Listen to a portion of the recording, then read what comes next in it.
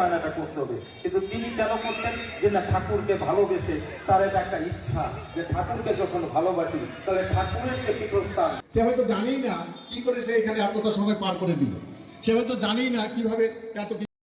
তো হ্যালো বন্ধুরা, তোমরা সবাই কেমন আছো? আশা করি তোমরা সবাই ভালোই আছো, আর আমিও ভালো আছি। তো আবারও চলে এলাম একটা নতুন ব্লগ নিয়ে। আজকের ব্লগটা স্পেশাল হতে চলেছে, না দেখলে তোমরা কিছুতেই বুঝবে না। তো তোমরা সবাই পুরো ব্লগটা দেখবে, কেউ স্কিপ করবে না। তো আজকে যাব জয়গুরু মন্দিরে, তাই রেডি হচ্ছি। তো শাড়ি পরে নিলাম, অল্প সাজুগুজু করে নিলাম। আজকে যে জয়গুরু ঠাকুরের জন্মদিন, তাই আমরা যাচ্ছি ঘুরতে। তো ঘুরবো আর প্রসাদ খেয়ে বাড়ি আসবো। তো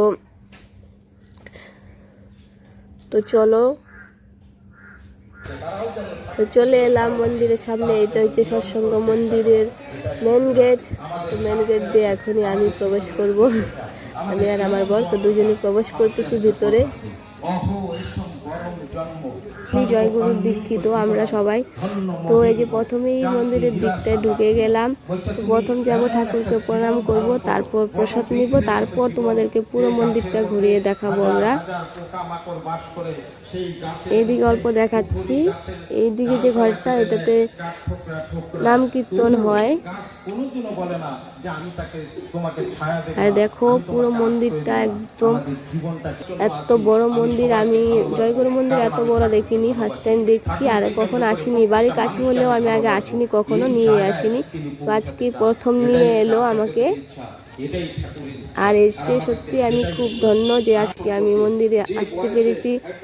তার জন্য আমার বরকে অনেক অনেক ধন্যবাদ দিচ্ছি বারবার। আমাকে আজকে সত্যি আমার মনটা ভরে গেছে, মন্দিরে নিয়ে এসেছো, সত্যি খুব আনন্দ হচ্ছে। আমি কোনোদিনও জয়গুরু মন্দিরে আসিনি, তাই আজকে এলাম।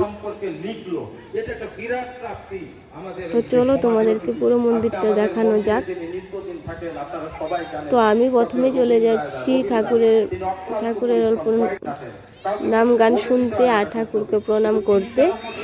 তো এই যে আমি গেলাম, ঠাকুরকে প্রণাম করলাম, করার পর অল্প বসে অল্প নাম কীর্তন শুনবো, তারপর তোমাদেরকে পুরো মন্দিরটা ঘুরে দেখাবো। তো আমি অল্প বসবো আর কি এখন। তো আমি অল্প বসলাম, যে ঠাকুরের নাম গান শুনতে হয়, না শুনলে কি বুঝবো যে ঠাকুর কি, বা এগুলোর সম্বন্ধে অনেক কিছু বলছে আমাদের ঠাকুর। তাই সবাই বসে আছে, তো আমি অল্প বসলাম 15-20 মিনিটের মতো, কারণ আমার কাছে এতটা সময় ছিল না, সন্ধ্যা হয়ে আসতেছে, বাড়ি চলে আসতে হবে। তো আমিও বসলাম, অল্প নাম গান টান শুনলাম। শোনার পর আমরা প্রসাদ নিইনি, তাই চলে যাচ্ছি প্রসাদ নিতে। পিছন দিকে প্রসাদ দিচ্ছে, আর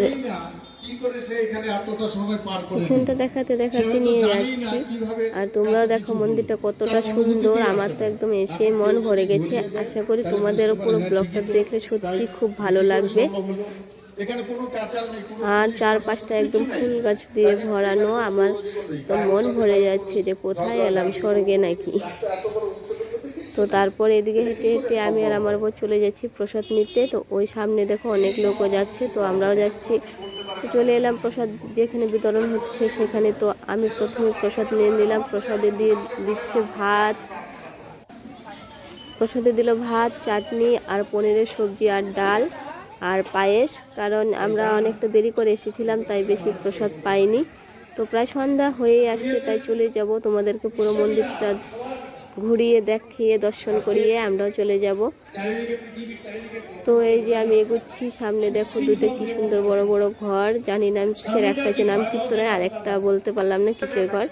তো আর এদিকটাও কত সুন্দর, অনেকটা এরিয়ে নিয়ে মন্দিরটা, অনেক লোকজন এসেছে, দেখো কত লোকজন এসেছে। তো তোমাদেরকে এখন মন্দিরের ভেতরটা দেখাবো। তো আমি উঠে পড়ছি সিঁড়ি দিয়ে সবার উপরে, যে উপরে ঠাকুরগুলোকে দর্শন করে প্রণাম করে আসব। তো সিঁড়ি দিয়ে উঠছি, আজকে অনেক দিন পর আজকে সিঁড়ি দিয়ে উঠছি। তো সত্যি ভালো লাগছে যে মন্দিরে এসেছি, আর অনেক লোকজনও আছে আশেপাশে।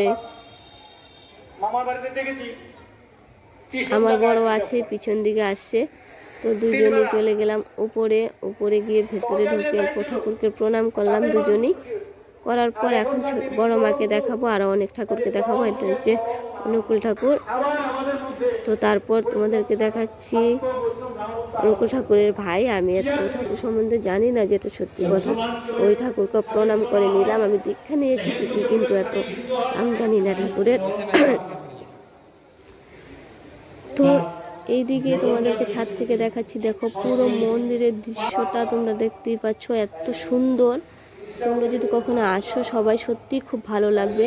তো যারা যারা আসোনি সবাই আসো এই মন্দিরে, আশা করি তোমাদের সত্যি আমার মতো আনন্দ হবে। আর যারা যারা আসছো, তারপর বড় মাকে প্রণাম করে নিলাম। তো মন্দিরটা পুরোটাই তোমাদেরকে ঘুরিয়ে দেখালাম। তো এখন আমরা বাড়ি চলে যাব, প্রায় সন্ধ্যা হয়েই আসতেছে। তো আমি সিঁড়ি দিয়ে নেমে পড়লাম আবার ঠাকুর দর্শন করে। আর যেতে ইচ্ছে করতেছিল না, আর এদিকে প্রার্থনার টাইম হয়ে গেছে, তো সবাই প্রার্থনা করবে, তো আমাদেরও প্রার্থনা করতে হবে। তাই আমরা তাড়াতাড়ি চলে যাব। আর এদিকে মেয়েটাকেও রেখে এসেছি, তো প্রায় সন্ধ্যা হয়েই আসছে। তো এখন আমরা চলে যাব। তো আমাদের ব্লগটা আজকে এই পর্যন্তই। তোমাদের মন্দিরটা কেমন লাগলো সবাই কমেন্ট বক্সে বলবে। আশা করি ভালোই লেগেছে। আবারও চলে আসবো একটা নতুন ব্লগ নিয়ে। ততক্ষণ ভালো থেকে সুস্থ থাকো।